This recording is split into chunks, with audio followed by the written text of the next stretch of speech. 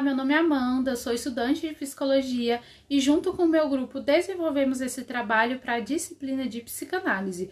O nosso tema é o mal-estar do feminino, uma reflexão sobre como a psicanálise construiu a ideia de feminilidade e como essa visão impactou o pensamento social e cultural. Desde Freud, a psicanálise tenta compreender a formação da identidade feminina, mas muitas teorias clássicas trouxeram conceitos que ao longo do tempo geraram questionamentos. Em o livro Mal-Estar da Civilização, Freud argumenta que a cultura impõe restrições aos nossos impulsos para manter a ordem social, e isso afetou diretamente a forma como o feminino foi interpretado, sendo associado à passividade, à submissão e à chamada inveja do pênis. Mas será que essa visão ainda faz sentido hoje? Como que a psicanálise contemporânea responde a essas questões? No nosso trabalho, exploraremos esses pontos analisando a construção da feminilidade, suas críticas e reformulações ao longo do tempo. Oi, meu nome é Emanuele e eu vou falar um pouco sobre a inveja do pênis, que Freud cita no livro O Mal-Estar na Civilização. A inveja do pênis é um conceito psicanalítico que se refere a ideias que as mulheres sentem uma falta ou até mesmo uma carência em relação a essa inveja do pênis. Para Freud, esse sentimento seria um momento crucial na formação da identidade sexual feminina. Lembrando que essa inveja, ela não deve ser entendida como um desejo literal de ter um pênis, mas sim uma manifestação psíquica da sensação de perda e da percepção de que a mulher não possui um órgão que simboliza o poder, masculinidade e um privilégio na sociedade patriarcal. Ele foi criticado, por essa teoria dele, porém, para Freud, ele fala que a inveja do pênis é algo central no desenvolvimento da psique feminina. Ele argumenta, inclusive, que esse sentimento leva a uma adaptação no papel feminino. Oi, eu sou a Camila e eu vou falar um pouco sobre a passividade e submissão feminina. Freud ele já acreditava que impulsos e desejos, principalmente sexuais e agressivos, eram reprimidos pela sociedade, numa busca de tentativa de encaixamento nas normas sociais. Para as mulheres, no caso, elas foram criadas desde a infância com um sistema mais rígido, onde elas tinham que abandonar, deixar para trás seus desejos e se adequarem a uma figura mais materna. Essa repressão fez com que implicasse um pouco as coisas, pois elas não conseguiam mais expressar sua subjetividade de uma forma plena. Freud, na sua teoria de a inveja do pênis, onde as mulheres se deparavam com a falta daquilo e aquilo ia causando nelas um despertar de sentimentos de ciúmes, de inveja e de insuficiência. O Freud, ele não negava a influência da cultura e da sociedade sobre a imagem feminina, mas ele também não descartava de lado a sua teoria, onde a construção da imagem feminina era baseada na passividade e na submissão.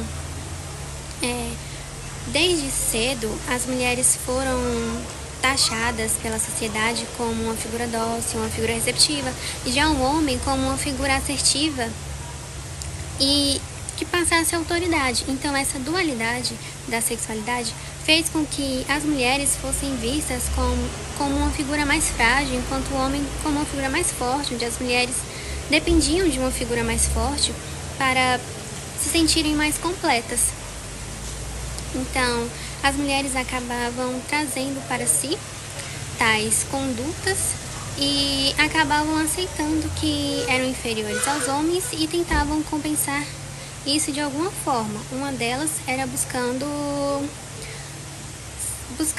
aí a maternidade mesmo. Quando falamos de feminilidade, sempre pensamos em Freud. Mas e as outras perspectivas? E as ideias de outros psicanalistas, como a Melanie, como Lacan, Winnicott? O que esses psicanalistas têm de ideias e teorias e estudos para falar sobre feminilidade? Melanie acreditava que a relação com a mãe ela é crucial para o desenvolvimento da feminilidade e que ela começa muito cedo. A criança ela sente uma inveja da mãe, do seio materno, e isso pode fazer ela desenvolver uma ideia esquizoparanoide que vai moldar ali o psiquismo daquela criança. Já Lacan acreditava no símbolo do feminino, o ter e o não ter esse símbolo. De acordo com isso vai gerar certas mudanças, problemas ou certos comportamentos na vida fálica dessa criança. Se a criança não tem o símbolo da mãe, é possível que certas coisas se desenvolvam ao longo da vida. Se a criança tem a mãe por perto, é possível que outras coisas se desenvolvam ao longo da vida. E isso varia. Então depende muito para Lacan o ter ou não ter o símbolo da mãe durante a fase fálica da criança. E o Winnicott, ele prezava muito a relação entre mãe e ambiente. Ele acreditava que essas duas coisas andavam juntas e que não só precisa ter um ambiente saudável, como também uma mãe suficientemente boa para que isso gere para a criança um ambiente com um bom desenvolvimento da sua psique. E essas visões ampliam muito a nossa perspectiva e o nosso conhecimento sobre as ideias psicanalíticas em relação à feminilidade, já que a gente não deve só buscar em Freud, existem outros psicanalistas que desenvolveram boas teorias acerca da feminilidade. Eu sou Douglas, eu vou falar sobre como a psicanálise moderna repensa o feminino. Bom, a psicanálise freudiana teve um papel central na construção das primeiras teorias sobre a identidade feminina. Freud acreditava que a feminilidade se desenvolvia a partir da falta, ou seja, pela ausência do pênis. Para ele, a mulher, ao perceber essa ausência, passaria por um processo de identificação com a mãe, posteriormente se voltaria ao pai e ao desejo de um filho como forma de compensação. Bom, Freud propôs que o complexo de Édipo feminino se diferenciava do masculino, justamente por essa falta. Enquanto o menino supera o complexo de Édipo ao se identificar com o pai e internalizar a lei simbólica, a menina, segundo Freud, teria um processo mais difícil e inconcluso, na verdade, no caso. Essa teoria gerou muitas críticas, especialmente por reforçar a ideia da mulher como um ser incompleto ou definido em relação ao masculino. Com o tempo, a própria psicanálise começou a questionar essas concepções. Autores como Jacques Lacan reformularam a teoria freudiana, destacando que a feminilidade não pode ser reduzida à ausência de um símbolo, mas deve ser entendida dentro do campo da linguagem e do desejo. Além disso, estudiosas como Elizabeth Rodnesco, a feminista psicanalíticas como Juliette Mitchell, criticaram a perspectiva freudiana por ignorar o impacto social e cultural na construção da identidade feminina.